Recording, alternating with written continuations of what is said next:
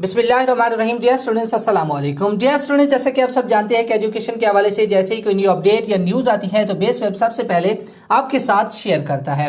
आज की इस वीडियो में हम बात करने वाले हैं मैट्रिक 10th क्लास के केमिस्ट्री के लॉन्ग क्वेश्चन के बारे में कि कौन कौन से लॉन्ग क्वेश्चन इंपॉर्टेंट हैं और कौन कौन से जो क्वेश्चन हैं वो बार बार पेपर्स में दिए जाते हैं।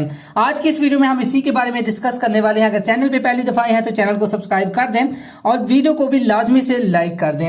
अगर आप इन लॉन्ग क्वेश्चन को डाउनलोड करना चाहते हैं तो वो भी तरीका मैं आपको आज की इस वीडियो में बताऊंगा। उसके लिए पहले आपने हमारा जो ऑफिशियल पेज है फेसबुक का उसे ओपन कर लेना है। जैसे आप उसे ओपन करेंगे तो आपके सामने कुछ ऐसा इंटरफेस शो होगा। इसके बाद आपने यहाँ से नीचे आ जाना है।